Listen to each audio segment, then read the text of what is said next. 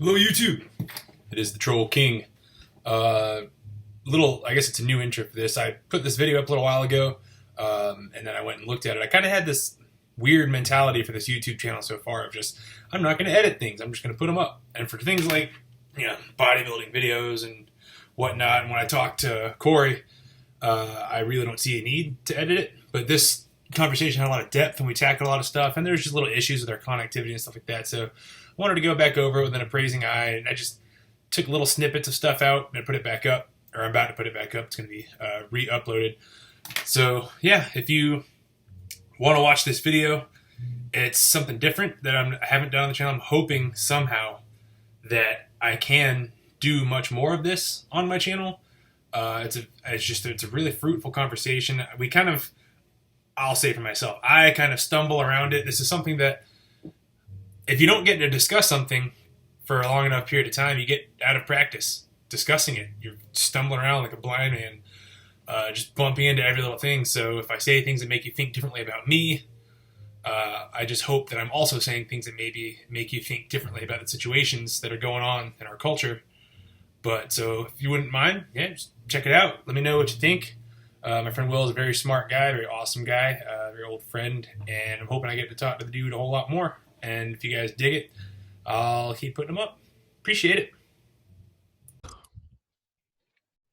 Looks like it. Say I'm recording. It says it to me too. Well, what's up, man? I mean, just from your general complexion, and there's no light being behind you, you're very black. I've got this. Let's see if this helps at all. There we go. There it is. Just open the blinds a bit more. I like it. I like the little blanket or whatever we got going on there. It's an Afghan. So what's up, man? Just work. I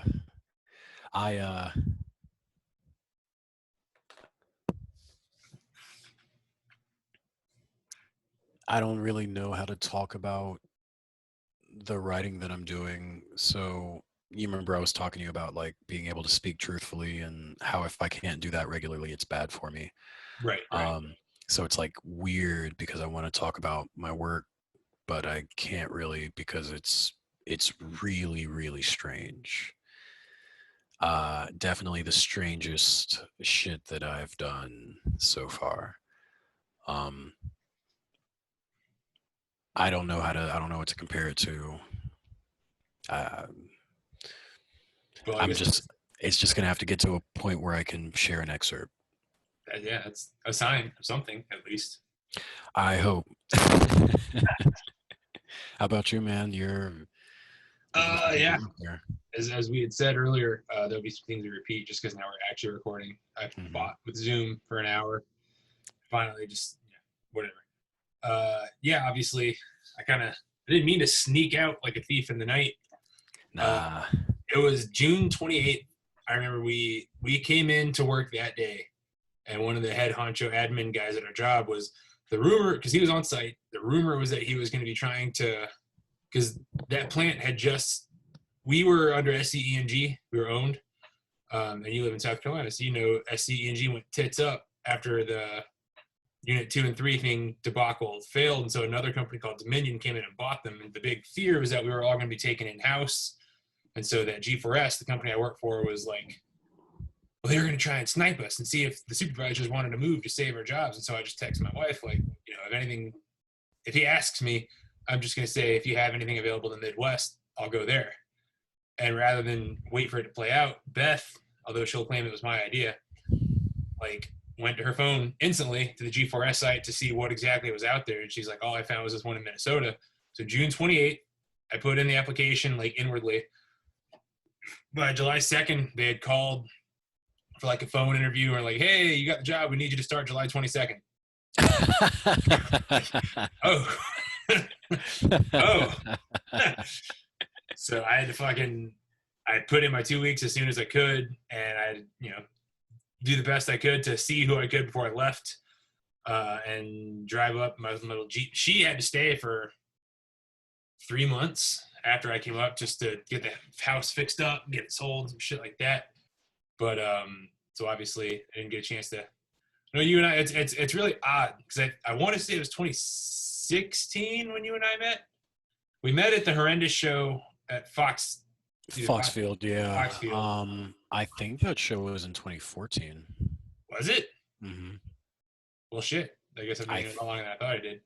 But it's like we don't, we never hung out a lot. I think we had like a small period we were hanging out really frequently, and then it Yeah. got super infrequent. But it was always like if we hung out, it was going to be for like the day.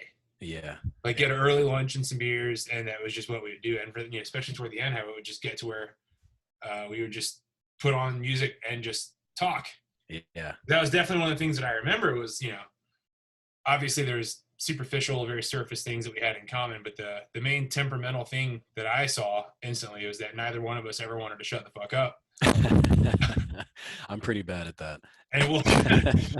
And we both just kind of had an interest in talking about things as they were, not how people wanted them to be, and where does that leave us, and what's something we had talked about earlier. I don't want to resurrect everything we spoke about a couple hours ago, but obviously we weren't able to record. Mm-hmm. Was that so often with critical thinking I'll just say on the left, there's not much concern with the path forward. There's a lot of concern with what's going on, what's the problem, but there's not a lot of concern of like, okay, well, how do we fix this? Right now, that's definitely a fair way of characterizing the left, I would say. And so you get into weird territories of you talking about abolishing these really monumental constructs with just nothing in place to replace it. Yeah. Yeah,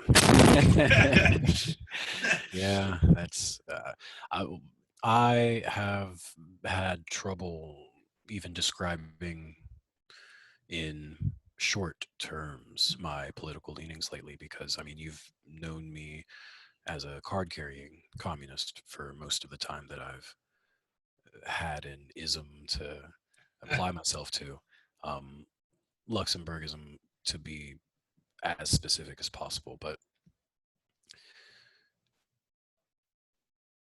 it's hard for me to talk to communists now and Marxists because I don't find any of them with a vision for how we're going to proceed beyond our current circumstances. Even Zizek is far enough removed from everything most of the time to offer a fresh, if often problematically idiosyncratic view on things. But he's up the same shit as everybody else right now, Right. Yeah. Political displacement is how I would characterize my last year and a half, 2 years. I've always I mean, I've never been a full-on communist.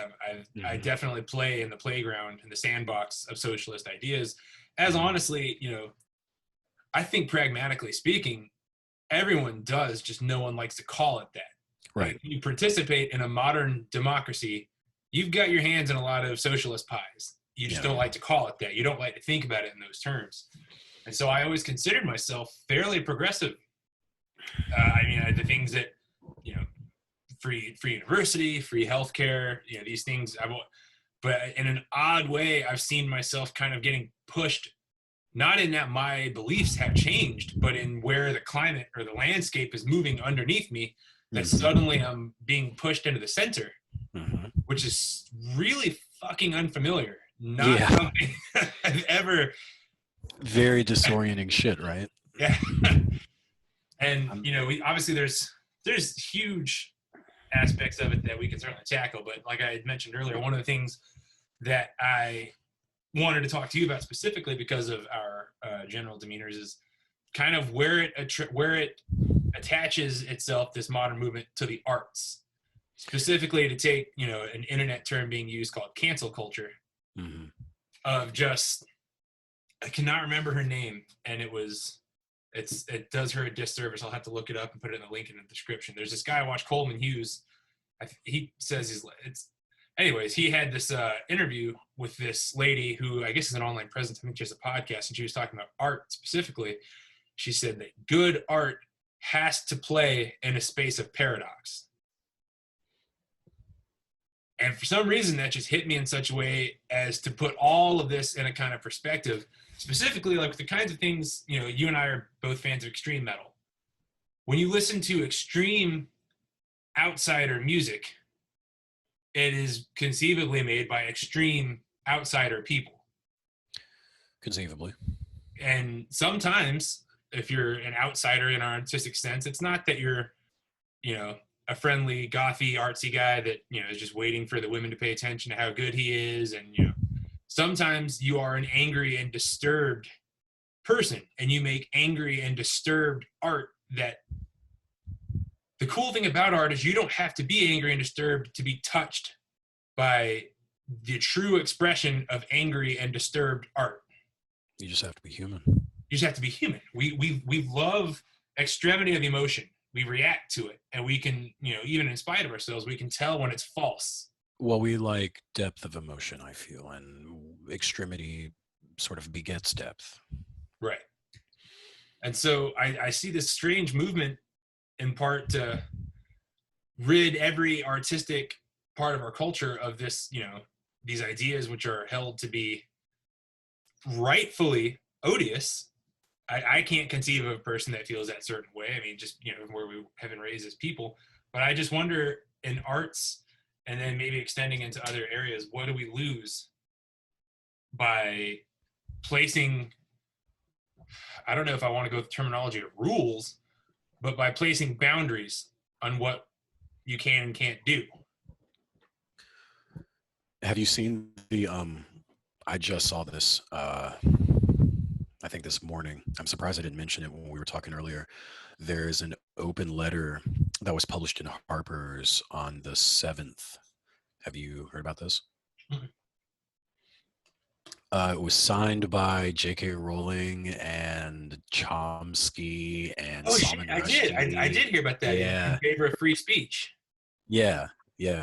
I just read it. The way that I was introduced to it was through a Washington Post article, which links it and then also links tweets disagreeing with it.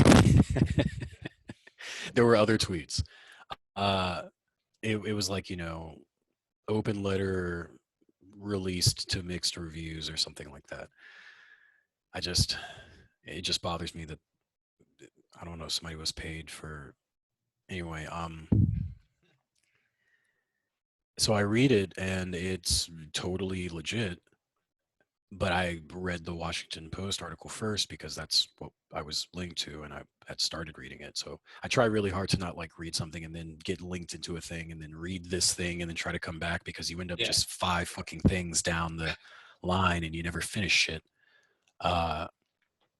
So I read the Washington Post thing, and it basically, the way that it read was, this happened and people aren't too pleased with it. And I was like, word. And then I read it and I was like, this is fine. It's really, it's eminently reasonable. What's the problem, Right. So I say all that to say that I have observed the same, at the very least, threat to the world of artistic creation. Whether or not it's here already, active already, is up for debate, I would say, but the threat is certainly present. And that's, you can certainly take a Steven Pinker way of looking at things where you compare it by decades. Well, a decade ago, this was this bad, and now it's better. So you can always see things as improving. Maybe the true weight of all these things is just our own ability to be in the moment and experience them, and not look at the big picture. Maybe that's what it's about.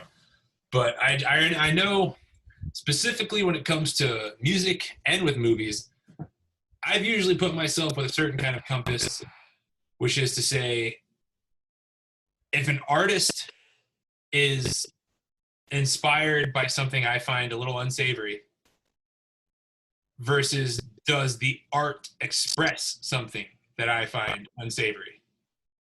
And where, the best example I can give for that in terms of that, you and I have already talked about when it comes to things like Scandinavian black metal. And a lot of the people in the early stages of the Norwegian and Swedish scenes were painfully racist and homophobic and misogynist. The Satanism, the anti-Christian nature of what they did is what gets the most attention. You get somebody like Frost, one of the early Emperor drummers who went to prison for beating a homosexual man. Who is that? Oh, and Faust. Faust, yeah.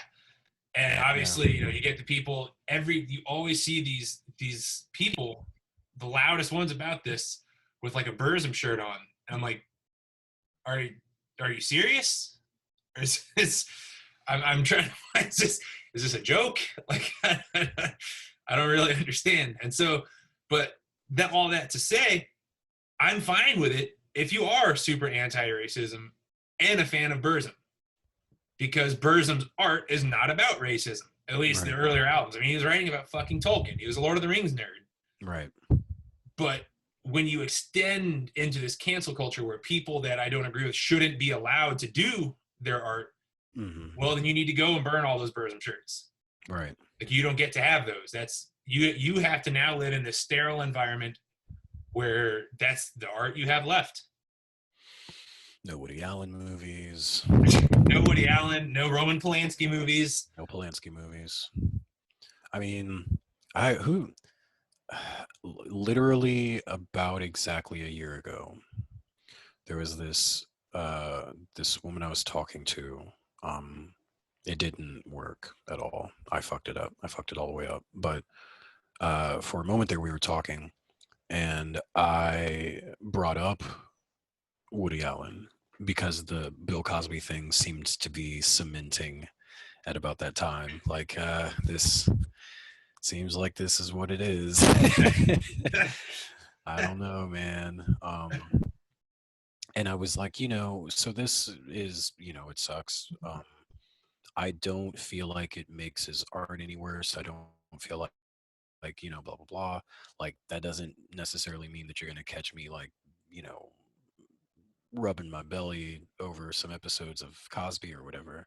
Right. But I say that to say that we shouldn't feel like we need to go back into our memories and like carve out all the times that we were having a great time listening to Cosby, or tear out all the insights that he may have led us to cultivate or experience ourselves. And I was saying, I tried to use Woody Allen as an example because I feel like some of his films, I mean, they've lent to the language of film.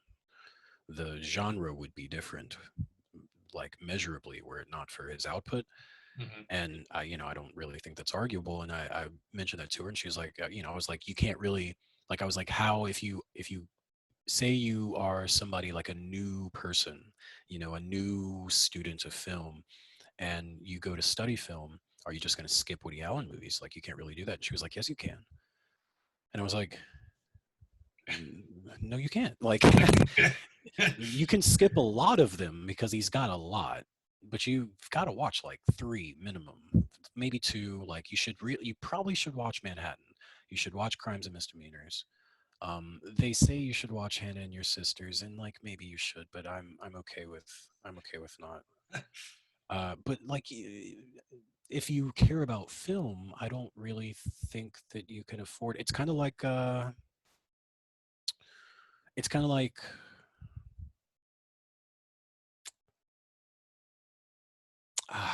don't know.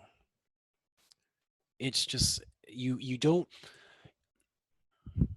It goes back to the free speech thing that hasn't come up in this conversation yet, but comes up in every conversation that pertains to these topics.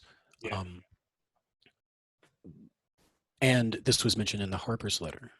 The proper response to a bad idea is to address it, not to run from it and wish it away. So if you are afraid as a, again, using the example as a film student, that watching Woody Allen movies will make you a pedophile or something, then you need to become good enough at discernment to know when you're encountering those ideas to be like, nah, pedophilia is probably not what I want, you know, Yeah. and then continue watching the movie or don't. Same as listening to Argo Slint or Burzum or whatever. That's always been my point with it. You want to know when people are actually coming at you with this stuff. So you want to leave the doors open for it. Right. You can't leave That's yourself really where I'm blind to at. it. It's almost like a collective, like a morality immune system.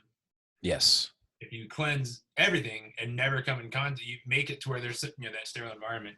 You can't recognize it when it comes, which is a big, you know, you talk about with, you know, studying history or studying film history and what you can skip and what you can't.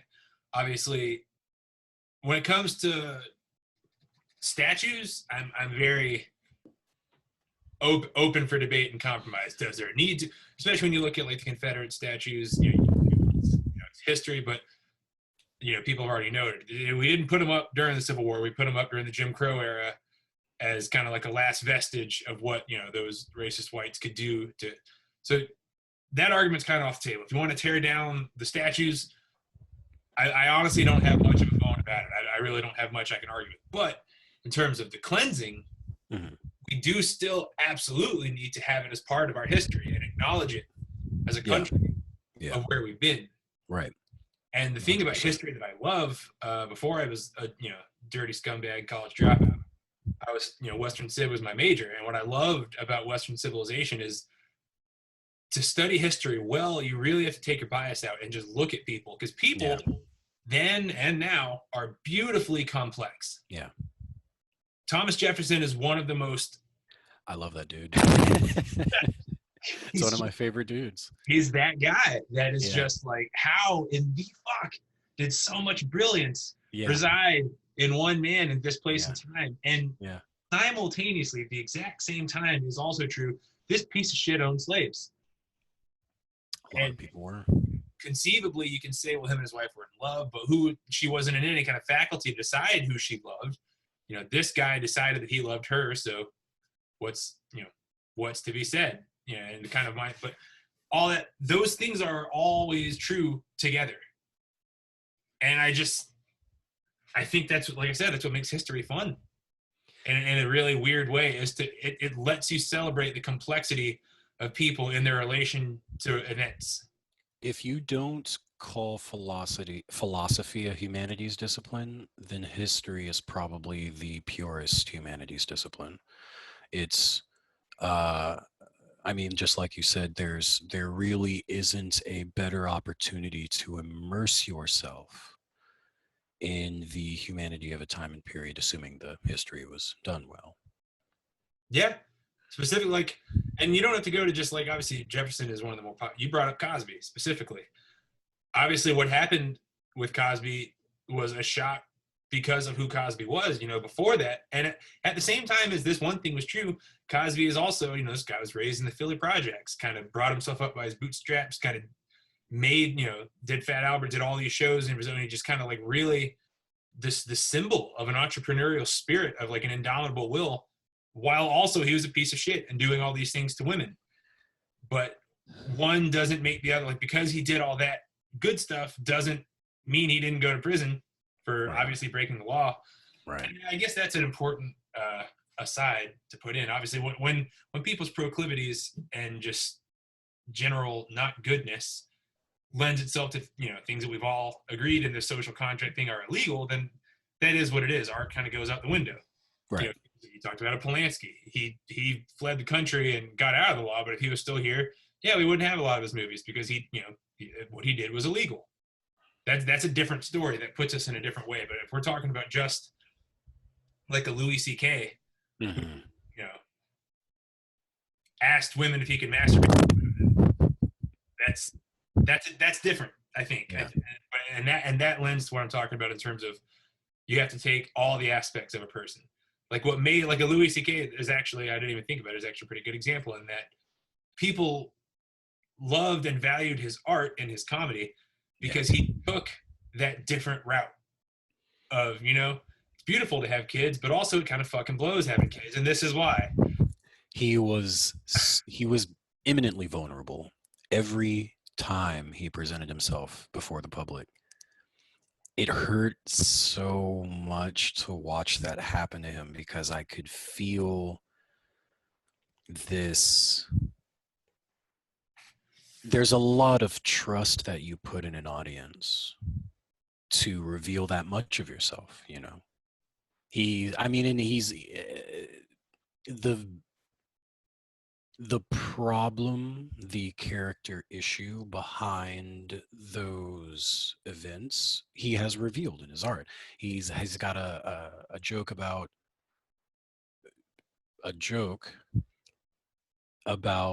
bringing a mentally, I think she was mentally retarded. I think she had Downs or something. I don't remember what he said, but a mentally retarded girl behind a dumpster and showed her his privates when he was a kid. He has a joke about that in like 2010, 2011. You know what I mean? He talks about having a dog licking cottage cheese off of his balls. He talks about closing his dick into the refrigerator. Like, the idea here is, I'm a kid. I don't really have a lot of sense in terms of what it is I want to be doing with this, but I know I want to do something. It's difficult, and everybody can relate to that. But then when it comes down to, hey, here's the evidence, like the hard evidence that I don't really know what I'm doing, and it's difficult. And it also happened, like, 14, 15, 16, 17, 18 years ago, but you know, it's still there. Then people are like, oh no, gross. I don't understand this at all. Yeah. That had to fucking hurt. That has to still hurt for him. I'm glad he's got a girlfriend. Well, yeah, because I wonder if it's, before there was hard evidence, could people just compartmentalize? But it's a joke. He's got this twisted sense of humor.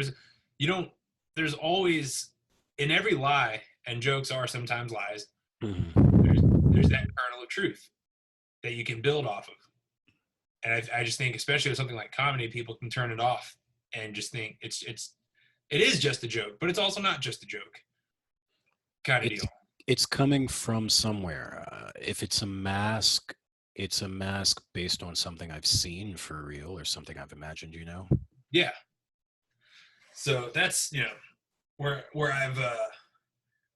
that's where I first started to have the hairs on the back of my neck stand up, when I started to see, because we saw this already after the Sandy Hook, when the Second Amendment came under attack, people really came after the First Amendment from the right, talking about, it's the violent video games and the movies, music. That's what's causing this. It's not because they have such ease of access to firearms. It's all this. We had that in the 90s too with Columbine and same deal. Yeah. And now it's coming from the other side, which is very odd. I don't know. It's very, I never really know where to, and you and I had talked earlier about a lot of the word that comes up a lot during all this is complicity. Yeah. Specifically, people perceivably like myself, who I consider myself to be fairly liberal. I feel like my voting record would show, and in any other kind of public way I can be, even down to people at work in both South Carolina and now up here will tell you I don't shy away from my opinions. We'll have those conversations. But as far as I'm trying to find out where I was going with that one. As far as being liberal, complicity. In terms of, well, you've been complicit in this system of oppression. I feel like there are a lot of people in my same boat. They're like, well, what do you mean? How did I do that? And I'm totally, in certain ways, there are obviously certain systems. Systemic racism is not a myth. It obviously exists. Mm-hmm. But it exists, I would say, A, in very subtle ways, and B, in ways that are far above the pay grade of almost the individual to deal with. Yeah. Right. Because it's systemic. Like,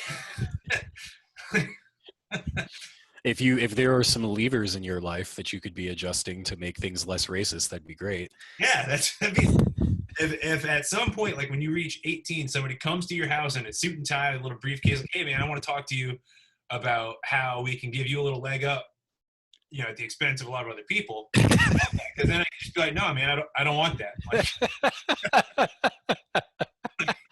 Get the fuck out of my house.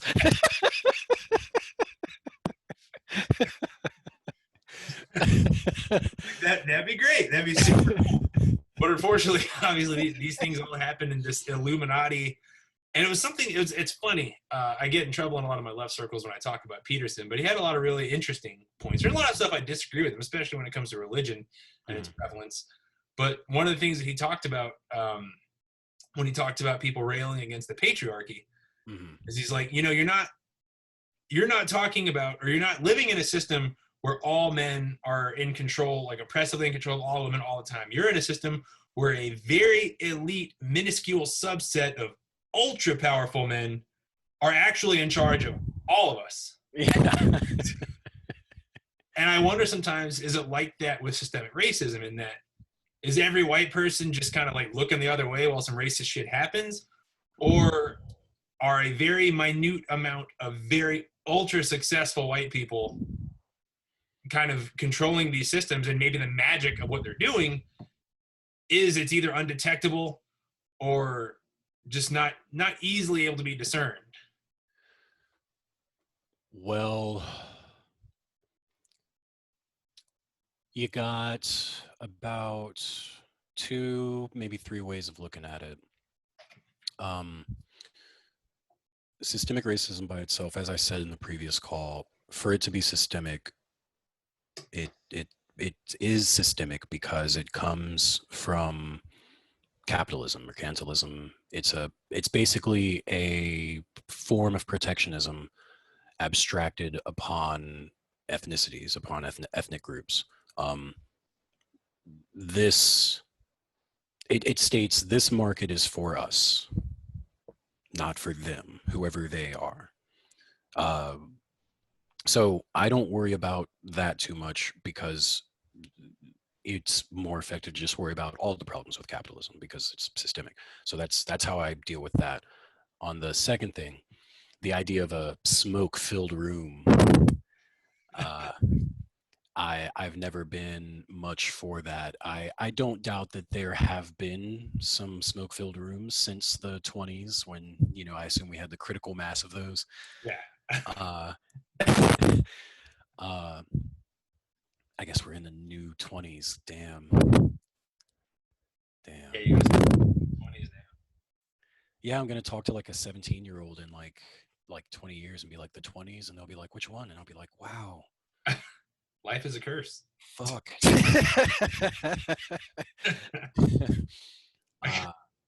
I intent versus opportunism.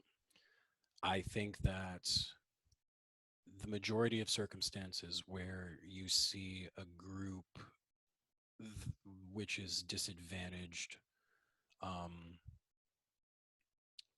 in a bunch of different ways, or you see a group which is advantaged in a bunch of different ways, they didn't plan it from the time that that advantage began. However far back you look on the chart and see the income level spike or whatever, they didn't start planning it from there. I mean, they did something there, or something happened to them there, but then from there they've just been going to board meetings every month and being like, how do we make this keep fucking happening, like everybody else does. And because they're already at that position, they've got all the tools available to do it. So that's how that works. And I guess that just kind of loops back around to the first thing. You go ahead and say what you were going to say. I have the third thing. It's a big, you're hitting on something huge there, I think. Because one of the most unpopular ideas I've ever tentatively espoused was that, honestly, truthfully, when I take an objective look at not American history, but human history, that classism is a lot more prevalent than racism. It is. It's straight up. I've said that. Which is it always makes it sound like I'm being some all lives matter troll. Well, I didn't have any leg up or whatever. It's still hard for me too. Yeah. But I've just always seen that. It's something I hate to keep dragging his name in here, but like something that I heard Peterson say that I independently looked at as well. Capitalism in itself, by design, will create inequality. Mm-hmm. It has to. The question, you being a communist, that we all have to answer is it doing that as an extension of what it is, what its ultimate aim is, or is it playing into a feature of the software that is humanity? That we, if left to our own devices, will seek out inequality. Because just by the very act of striving, a cynical man can say, you are striving to create inequality. Sure. Because you want to be the best and you want others to be worse than you. I think you want the prizes that come with that. Yeah. There's definitely a we've gotten to this age, maybe the entire modern world, like since, the 15th century or so. This whole time we've allowed for this thing that I'm about to describe. There's this decoupling between I want to be the best and I want everybody to be worse than me, that has appeared in the competitive arena. It's one of the things that makes capitalist competition so bad for the spirit of competition. People who like to compete, who like to be, I want to be the best. I want to be the best because I did the best. I think that that's a completely commendable state of mind. I think that humans should want to strive to be the best at something, but that is the way that you should try to approach it. But the necessary fact of being the best is that everybody else is worse than you. If you decouple that and then you go, okay, in order for me to be the best, all I have to do is have everybody be worse than me, then you just get to be like, okay, well, I just have to get in a position where I can shit on everybody else. And that has been basically the pattern that we have seen for however long capitalism's been around. That's super fucking interesting. I've actually never thought about it from that angle, because you can look at it when ambition is to strive, that's very healthy. But somebody along the line had to have understood that I don't have, kind of like that old thing of like, I don't have to run faster than the bear, I just have to run faster than you. Yeah, exactly. I don't have to do much better, I just have to create a scenario where you cannot succeed. Mm-hmm. I've never thought about it like that. That's actually really fucking explains a lot. I'll tell you one of the reasons that it I left it in the car. I don't know if I've talked to you much about Smash Brothers, but I play a lot of it, and it's a very, very competitively pure game because of all of the different all of the very small, intricate ways you can customize your play style in real time. There's lots of, it's very, very personal. You see 8 different people play the same character. You see 8 different characters. And so the uh,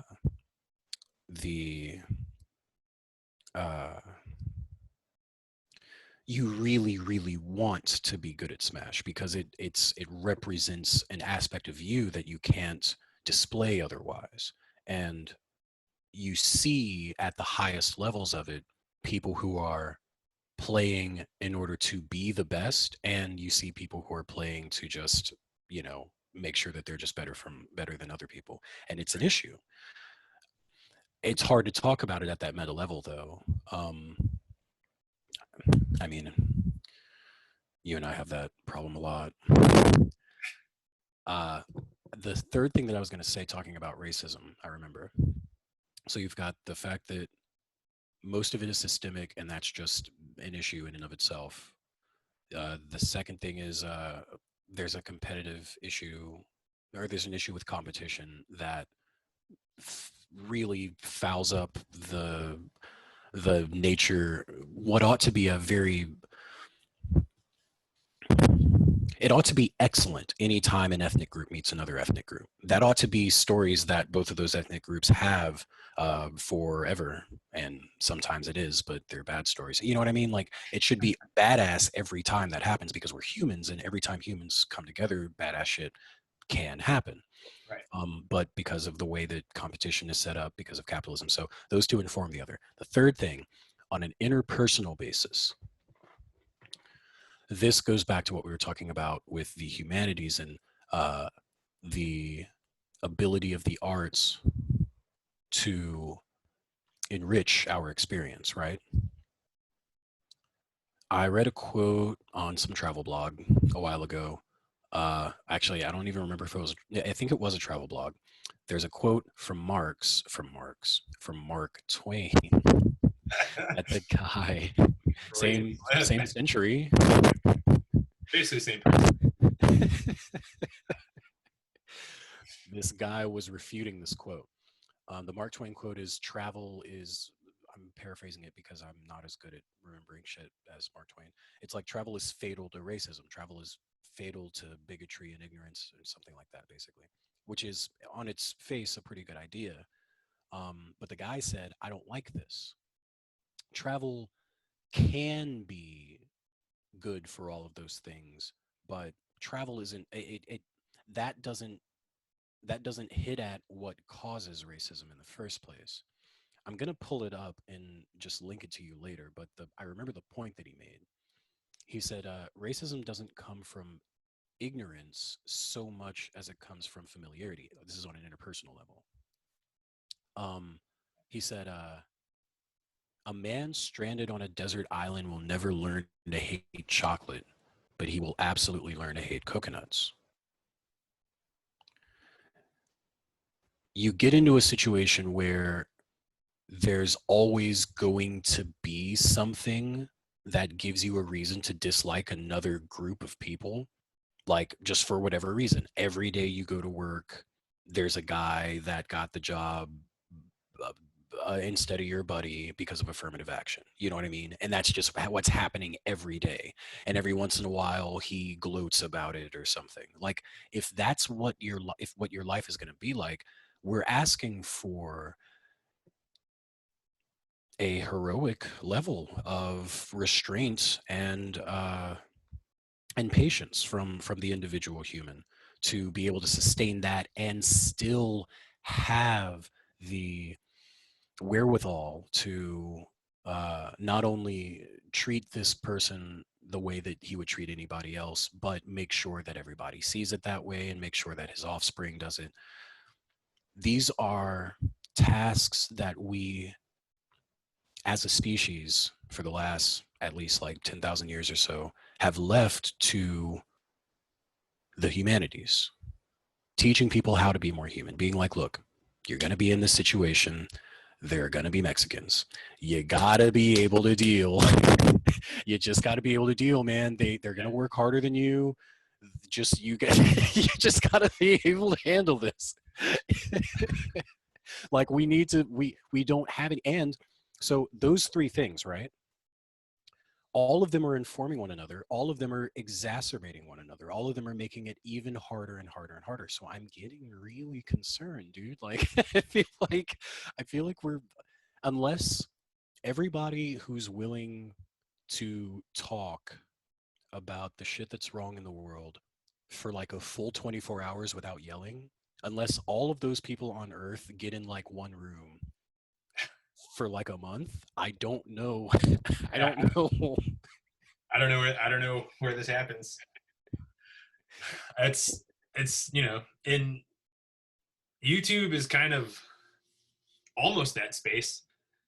It's also, I mean, if you just look at the content and not look at the comment sections that are filled with some of just the angriest shit I've ever seen.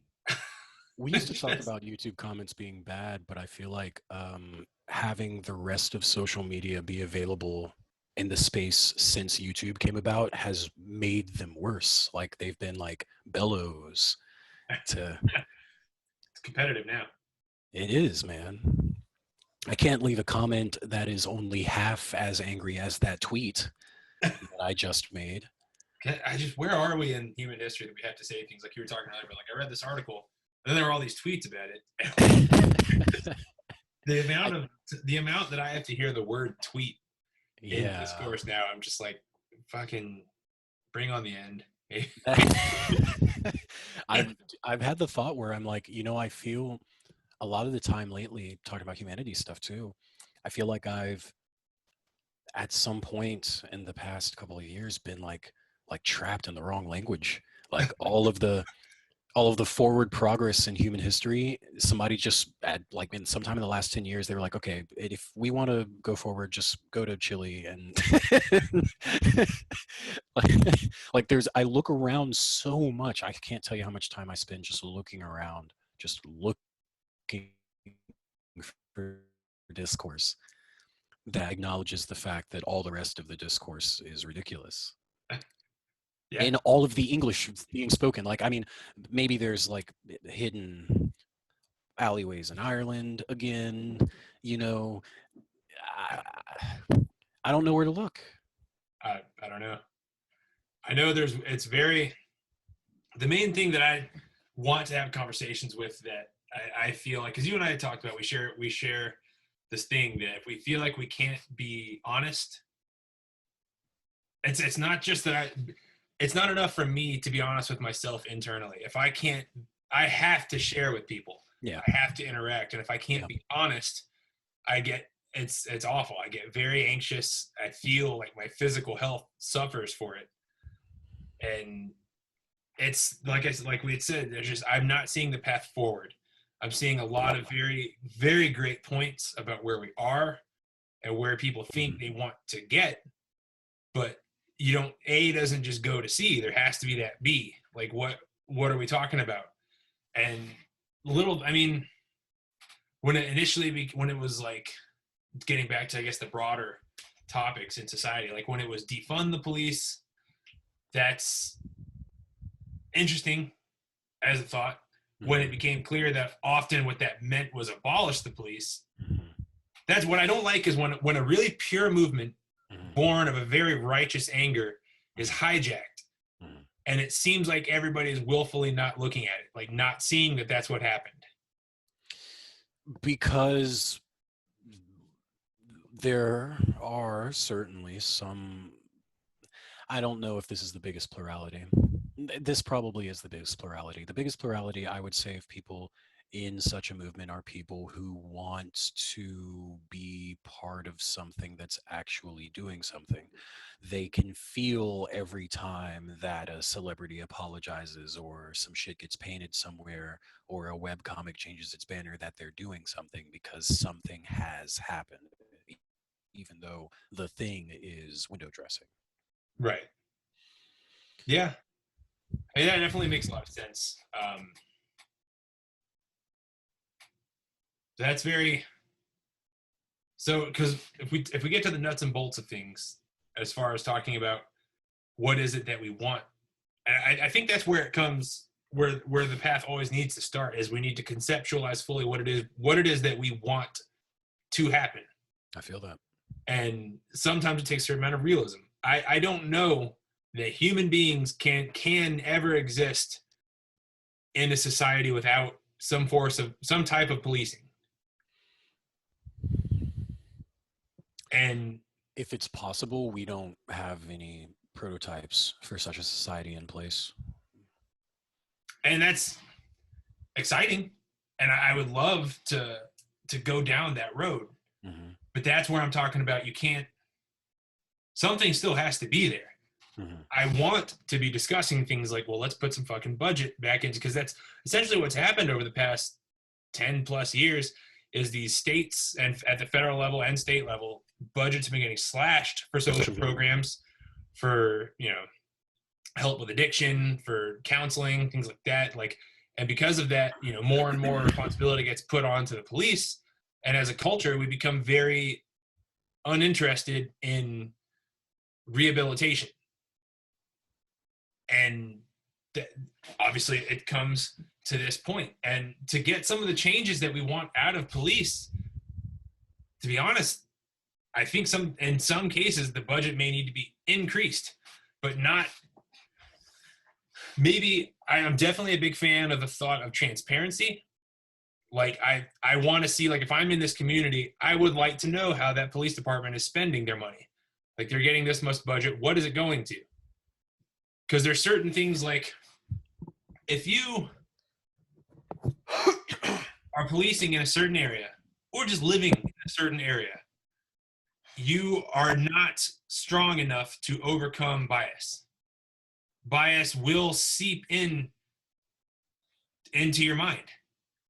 As an individual, you should always maintain vigilance against bias. There is no state of mind immune to it. That's certainly true. Right. And so with a cop, I would think, and I've of all places, it's so odd to me that I keep saying like, yeah, I saw this great interview on the Joe Rogan, the fucking Joe Rogan experience, Joe fucking Rogan from Fear Factor. But he had that Jocko Willink guy talking about, and he was coming at it from a military standpoint, but it makes a lot of sense psychologically that at a certain point, even if nothing traumatic has happened, even if it's not that they had to discharge their firearm and they're feeling all kinds of ways about it, just at a certain interval, someone should be taken out of the field. If nothing else, just for some R&R, for like a cleansing. Maybe do a little training with their people, and not just firearm training of how to clear rooms, but actual like de-escalation training, but just not be inundated with the same things that they're going to see in the communities that they're in. And I see that as being very, I mean, that's why like with, what I do is nowhere near what a policeman does. Or it's nowhere near it. But the days off are important for that. I think with everything, days off are what they are and what they need to be for almost any job, because we just as human beings need that chance. And I don't know. I think with police officers, doubly so. But it's in a different state, not just for their own mental wellness, but for our, I don't want to say protection, but our general wellness as a society. We need that. But, yeah, nobody's running at full efficacy if they're not properly rested and all that stuff, of course. But when it comes to, I don't know, I'm riffing on things as far as like what we can do, what is the answer? With police, if you'll permit me briefly, I feel like part of the issue is and this has been discussed, maybe if there hasn't been if there haven't been many intellectuals forthcoming with reform ideas for police, I would assume it's because most of the intellectuals who are familiar with police forces or who think about police forces are familiar with their history and their ultimate function within a capitalist society. They're there to protect inequalities. They're literally the executive arm, like the furthest, most public-facing executive arm of capital. So in the sense of the cops being there to protect your stuff and make sure that crime gets prosecuted, that's great, but it's kind of ultimately secondary. So just based on what the thing is actually there to do. So if we want something in place which protects our stuff, and prosecutes crime and does that sort of thing, then we need to design something from the ground up which does that, and make sure that it connects with the rest of society and such. The issue that I have with coming up with such a design is it's hard for me to design things that fit into a capitalist society because of the issues that I have with the very nature of the thing. I feel like a lot of other people have this problem. It's hard to think of how to move this decaying, decrepit structure forward when its failures continue to multiply and display so clearly for us the fundamental flaws with it.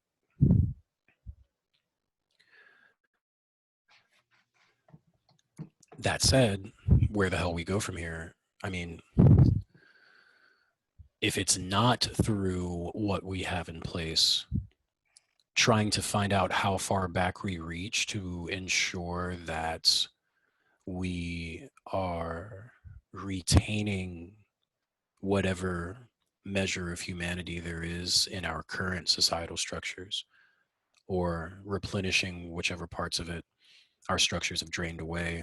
That's fucking difficult. I don't know how far back in history we got to reach. I don't know, if we've even had an ideal state that we can return to, that we can recreate. If there's something that's still yet above, maybe humans are supposed to be, solar system, by now, and we fucked up. I don't know. Yeah, that's kind of where it is. I guess as an aside to, because I'll be uploading this if anybody watches. I don't know where this is total riffing. Sure.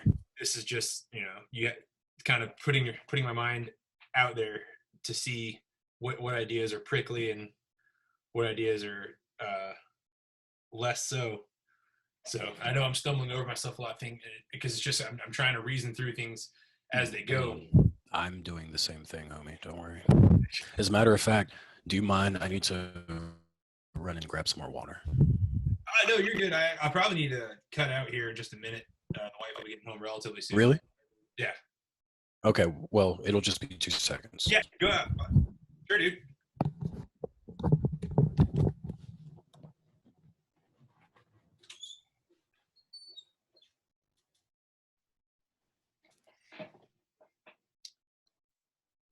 It's always weird when somebody leaves. You just kind of keep going with the video.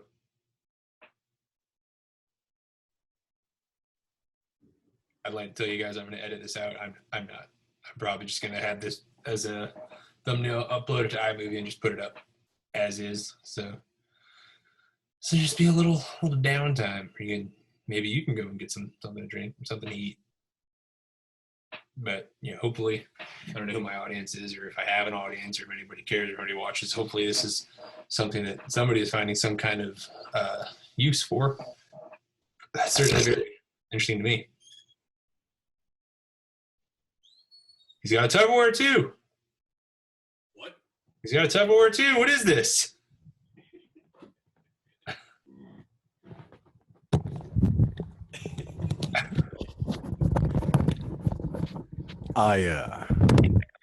Next. I made some broccoli florets to go with lunch. Nice. And now I saw them in the fridge, and I want to eat some. Nice. So yeah, this is hopefully something that we'll start doing regularly, because there's by no means do I think we're tackling all these subjects at once in one conversation. We'll come to that conclusion. There's a lot of stuff that I want to get with you about. I always, the current climate and what it is. I know you wanted to talk. You brought up Smash Brothers. You said something to me in a text conversation about Smash culture. Something you wanted to talk to me about. I might as well mention it. Actually, it's relevant, so I might as well. It was revealed, like over the past week, I believe, that several high profile members of the Smash community have engaged in sexual misconduct over the years, some of them with minors. And it was I say it was revealed and not there were allegations, because like a bunch of people came forward. It's kind of the same pattern that we've seen. Yeah. A bunch of people came forward with allegations against a bunch of people, and then as the day went on, some of those people responded on social media saying no or yes, I did this. And then by the end of the day, there were many more people that there had been allegations leveled against. Again, like some of these are very, very high profile members of the community. In Smash, it was a game that we played for 4 years. The guy that was the best at it for the longest time, like he had a string of consecutive tournament victories longer than Floyd Mayweather's. he was called out, and he's probably gone. Like he's probably persona non grata at this point. He's a bunch of other guys as well. It's huge. So people are talking about it. Uh, the big thing was the day it happened. There were all these videos out, like, again, talking about complicity. Like, how can the Smash scene allow? And lots of videos from other high profile members of the Smash community being like, we've all, been complicit there, and if you have, then, if you've been at a party and you've seen something untoward and not said anything, then sure, if you want to apologize for that. But it doesn't really do anything to do that other than to show people that that this is bad, which they ought to be, we ought to be assuming that Yeah. of our fellow man in the first place. So you have all this new press, new content from people like, oh, we need to do better. And sure, if minors are being involved, then by all means, sure. But again, let's be proactive with what exactly we're talking about, and let's not. I'm I'm just not interested. I'm not interested in the energy spent levying blame Right. for these sorts of things. I'm not interested in that. That's not how we move forward. That's all. If we are moving forward, it's facing backward, backing up. I don't like that. Well, it's very it's incredibly relevant. It goes back to every example we brought up. Like I brought up that example of the Bon Appetit videos. Whenever I think in the failed call that didn't have video, in that everybody they have their Bon Appetit career, then they do videos on top of it. That's supposed to be extra. Came out that apparently only the white stars were getting paid, male and female. And I'm sure there's probably a pay differential between the male and females, even among them, more than inequality hierarchies. And those people are, I think it has to be granted that first it has to come to light. And then what we do with that information, then you can say, well, you need to do more or you're being complacent. Like if first of all, as a player of Super Smash Bros., what the fuck are you supposed to do about the fact that some guy's a pedophile that happens to play the same game that you play? So again, obviously, yeah, like you said, if you have knowledge that he's done it, then certainly report it. But conceivably, you're just talking about Super Smash Brothers. I should have kept this moved while I was chewing. I'm sorry. Chewing broccoli right on the mic like a fucking savage. I'm sorry. Yeah, no. It really just takes the form of sort of a carte blanche indictment against the whole culture. Absolutely. Like this happened because all of you were bad, and that's not good to do. Just straight up, I don't think that's good to do. I think what you do is you investigate what happened, and then you deal with what happened, and then if there are things that you can do, you talk about those things that can be done. I've said this about Black Lives Matter. Don't come to me, tell me I'm not doing enough. Come to me and tell me what I can do. Right. Absolutely. That's what I want to hear from anybody who's got a sign to carry or a tweet to fire off. Tell me what I can do. And tell everybody what they can do. That's where it comes to, because when it first happened, there's an ongoing theory that when you have children or the farther you into certain things, you'll kind of inadvertently become more conservative. And I've tried my best to fight against it, but yeah, absolutely. I mean, I live in Minnesota. I have a pregnant wife. I have a job that's afforded me this life. No, I was not going to the protests to risk being tear gassed and arrested. Right. I supported the peaceful protesting, and I sent my emails. I donated bail funds. I shared the articles I could. But it goes to that. That's what I talk about. Like when it's like that, when it's pure, we're on that team, man. Let's fucking work toward it. But then, like I said, the hijacking comes, and then you start seeing some batshit crazy things like shut down STEM, science, Science, technology, engineering, mathematics.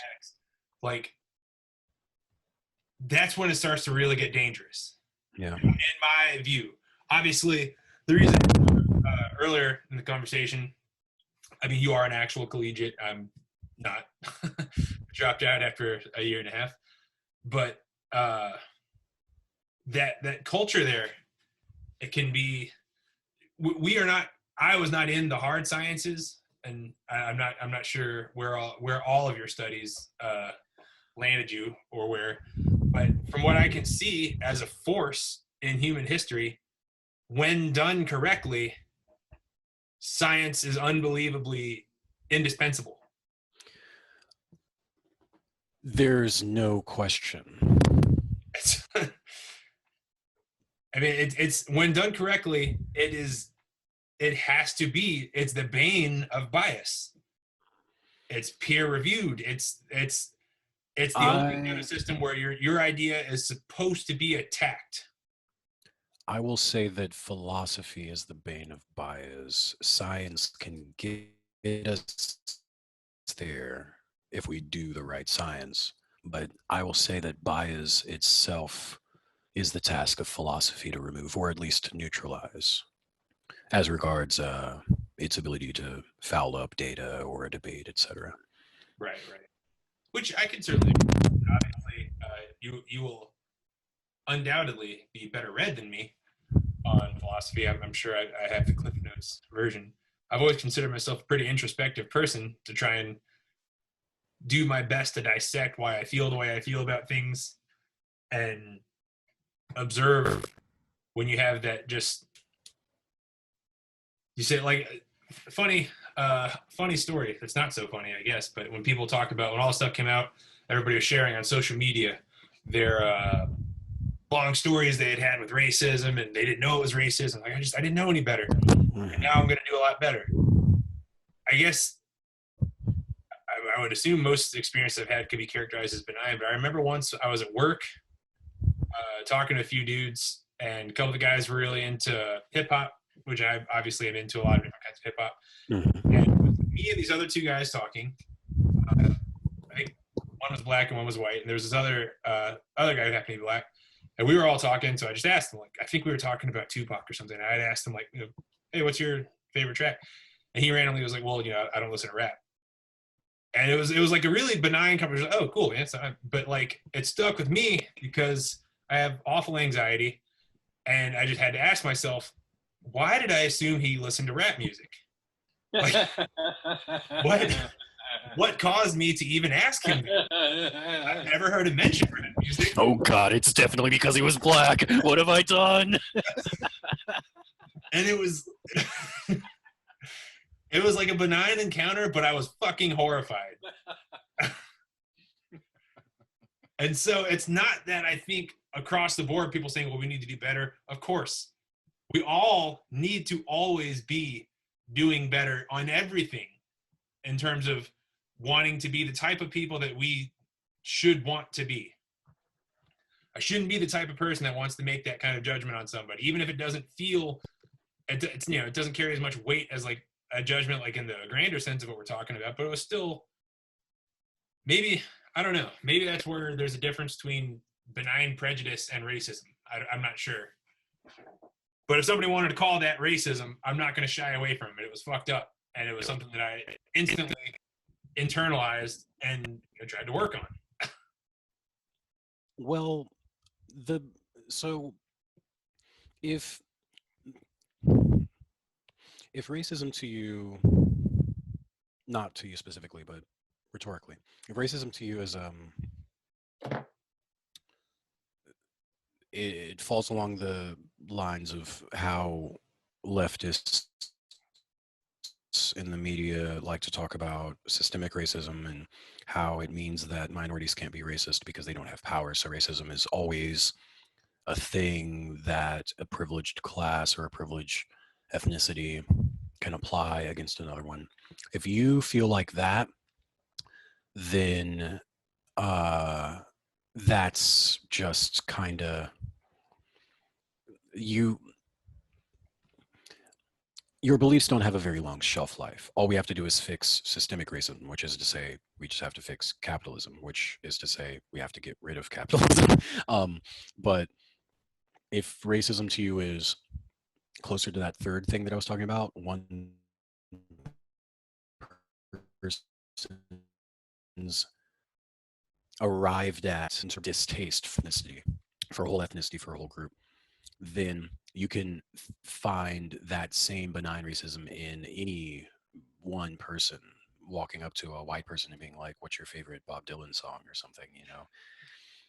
Yeah, Like, it's a big. You wouldn't think that'd be a point of contention. I've seen that recently. They're like, well, black people can't be racist. Like that's objectively not true. yeah. I mean, I've literally thought that as a child. Like I've literally heard like older uh relatives and stuff say things, be like, "Well, you know white people." I'm like, "What about them?" yes, I do know some white people. There's a lot of white people, dude. There's so many. And it's funny. One of the things that that Coleman Hughes guys I talked about did because he has a lot of like data, and so he was talking about because everybody the big stats you see are like the median wealth of the average black family versus the median wealth of the average white family, which the numbers obviously there's this giant fucking disparity. But he's like, but if you take a microscope, like take your Google Earth and just keep hitting plus until you get to that closer picture, like even within races, like if you look at I think the specific example he used that people were like, oh, that's weird, is like look at white people with a Swedish ancestry versus white people with a Polish ancestry. There's a difference. Mm-hmm. Mm-hmm. And specifically when you take into account, Jewish, that faction of like that's a huge discrepancy. Like on average, Jewish Americans are doing exponentially better than most other white people in the country. So it's a weird way to. I guess on some level you have to be able to entertain those comparative thoughts, like comparatively like this versus this. But in some other ways, I almost feel like it's not the best way to gauge. It's a good way to gauge where everyone is, but it's not always the best way to gauge progress. I think the example that somebody used that I thought was really great was if I'm in a car and you're in a car, I start 900 miles ahead of you, and we drive for 4 days. At the same everything, I stayed 900 miles ahead of you, so you can say, well, I didn't make any progress because he's still so much farther ahead. But you've come so far. Mm-hmm. So I guess I don't know. So in some ways, it's how do you want to approach the data? Well,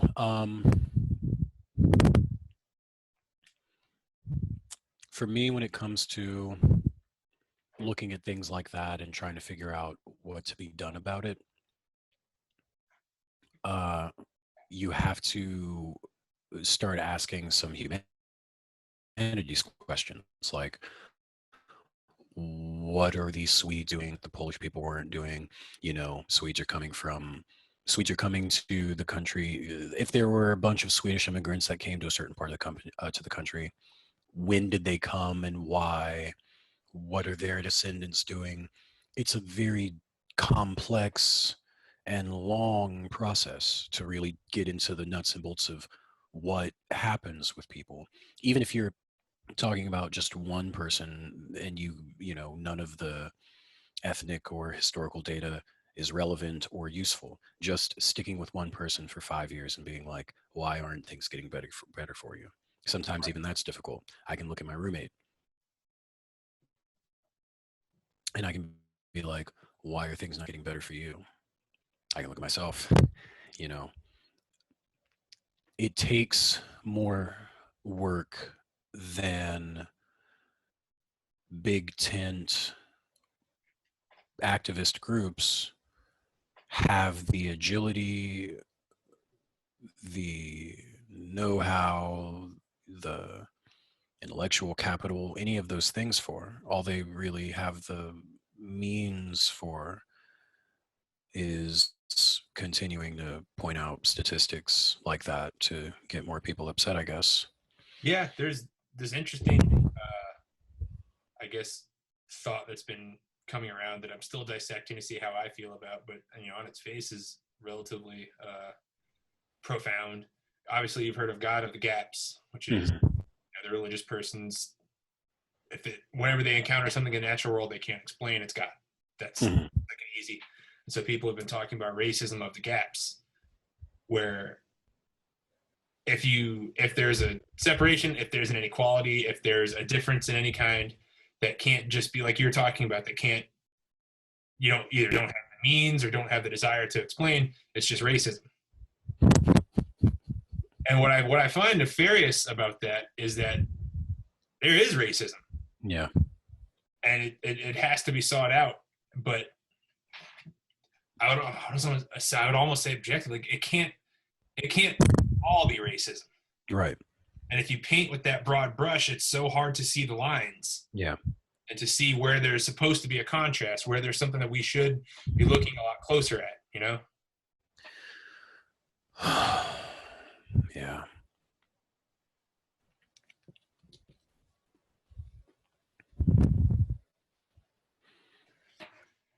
So, I mean, we're not known for having conversations, but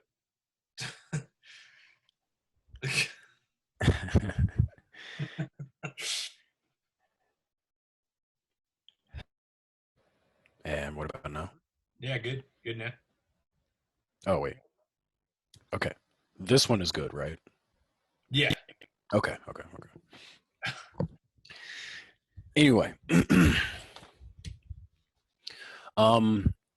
Yeah, you mentioned earlier that we ought to be doing this more often, and I'm totally down. The way that my schedule works, typically weekly, Monday through Thursday, I tend to be available-ish in the evenings.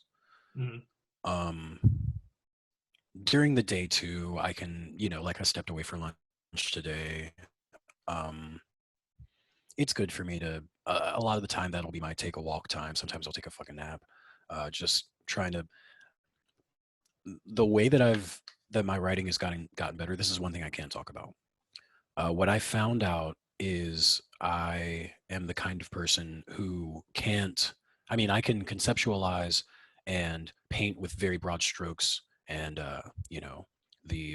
create the whole room as a thing by itself. I can do all of that, but I can't tell the story until I have agonized over each actual word.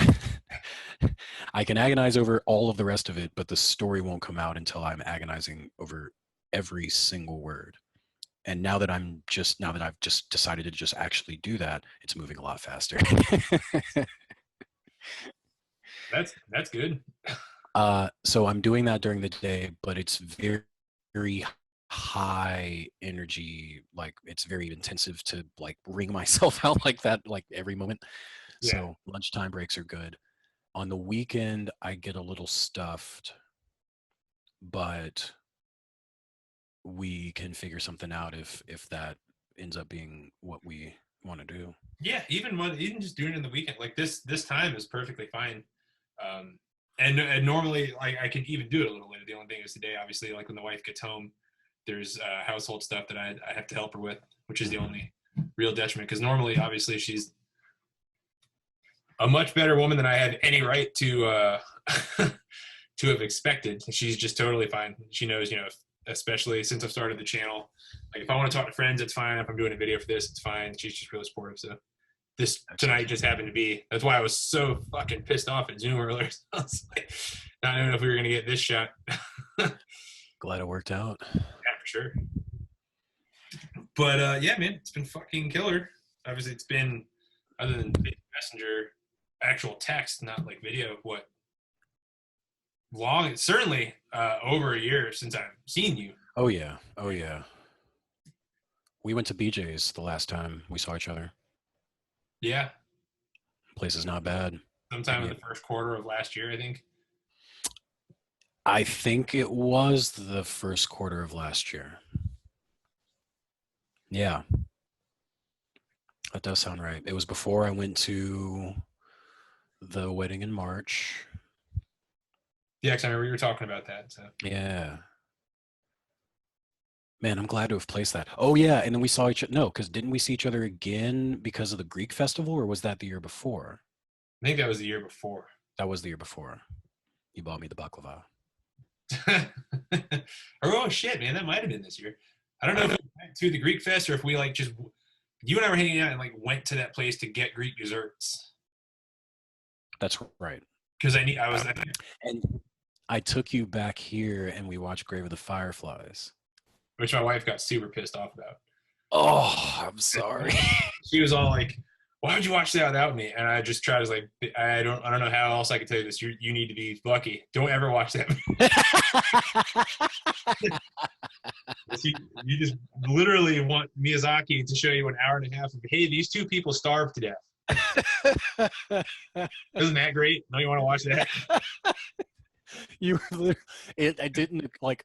I was literally just trying. I was trying to be like, this movie is really good and like important to me and stuff, and I want to like show it to my friend. And I definitely know that I got that across, but I didn't realize that in the same time it was like I'm definitely like having my friend sit through a movie about a little boy and his sister starving to death. That's that's what happened. It wasn't a metaphor. They fucking starved to death. Oh god damn it.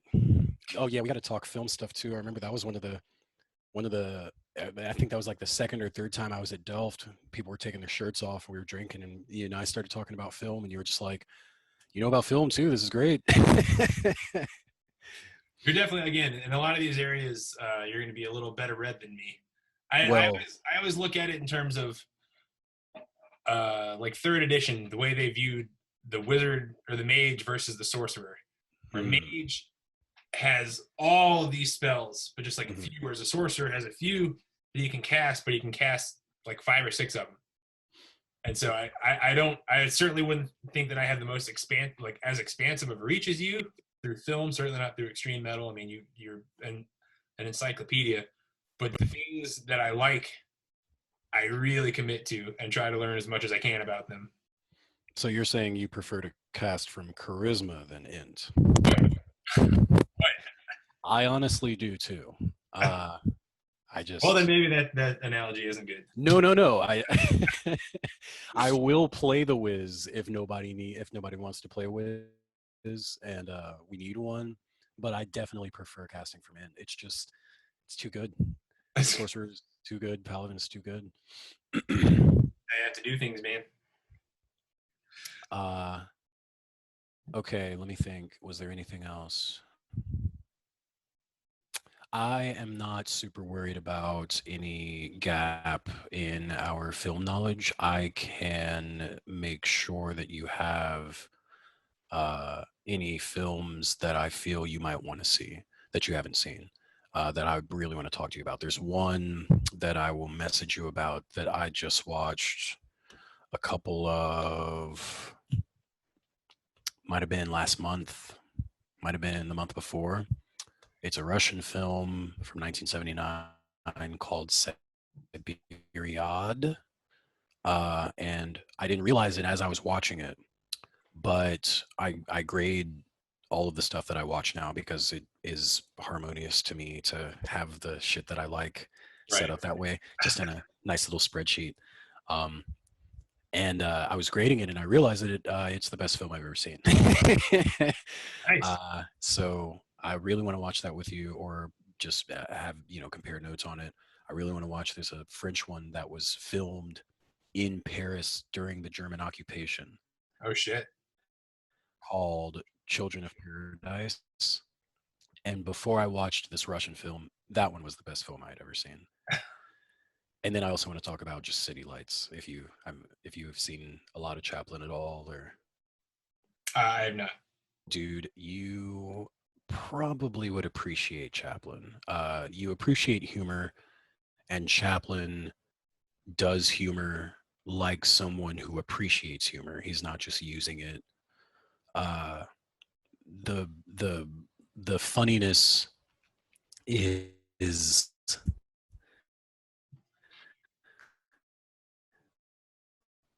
fresh. It's really look at that movie. Anyway, I'll talk about all that shit next time and other art shit, whatever the hell else we get into.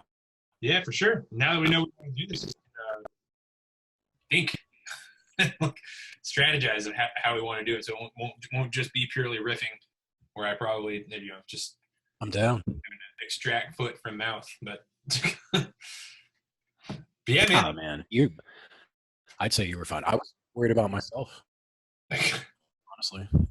Well, something that I didn't have a lot of credence to for the longest time until I was watching something with these two people in a debate, because YouTube has kind of made that possible, where debates just sort of happen, and they talk about how it can almost be physically exhausting to stretch your brain out to try and get to different ideas or flesh out ideas in different ways, and it can be a minefield. And so it's definitely, it's why I usually try to seek you out to do that kind of thing in a safe space, to use that term, just in a space where I feel like I can talk openly, and it's just two people trying to get to the truth. Yeah.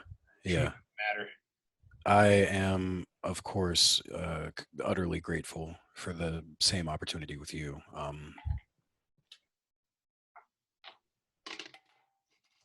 I don't know who I would talk to about all of this stuff at the same time. Talking about racial inequality and Super Smash Brothers, and it's very, very important to me. Yeah, absolutely. Fucking Morbid Angel. It's been the only thing was riffs. Yeah, that's right. That's right. We didn't. I have a spreadsheet for those too. Yeah. Big chart. But all right, man. I will let you go. Yes, sir. Get back to your thing, whatever thing you're doing. Broccoli florets, mostly.